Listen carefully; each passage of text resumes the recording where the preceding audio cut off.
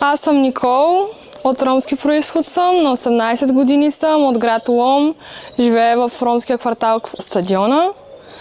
Отраснала съм в семейство, което винаги се е занимавало с ромската кауза и винаги тя е била една от главните теми в семейството ни, за която сме говорили. Уча в профилирана гимназия Найден Геров, заедно с български ученици. Мога да твърдя, че съм една от най-добрите ученички там. В момента главната ми цел е да вляза в медицински университет, за да мога да осъществя мечтата ми да стана лекар, по-специално невролог. Владея идеално английски език, както и ромски език. През годините винаги съм се занимавала с различни инициативи. От рана детска възраст съм израснала в фондация Рома Лом. Винаги съм се занимавала с ромски активизъм.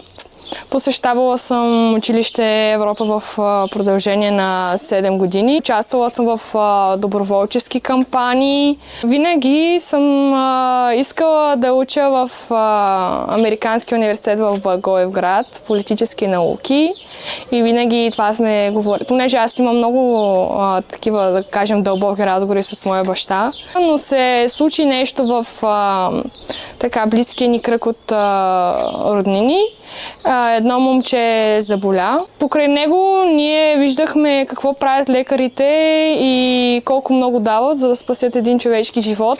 И както си говорим, няколко седмици, мисля по-късно, откриха конкурс за набиране на деца от ромски произход, които искат да учат медицина.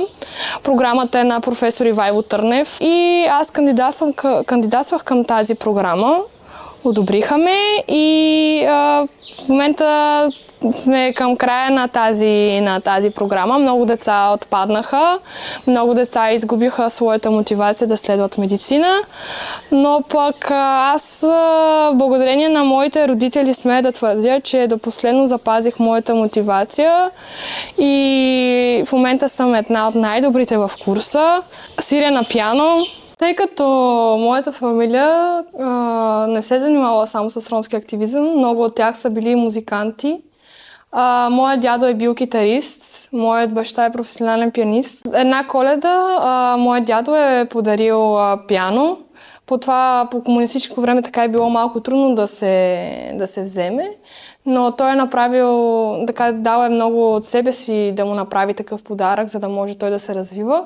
Много години по-късно моят баща също ми подари не пиано, но ми подари роял за една Коледа. Беше голяма изненада и това е роялът от моя баща.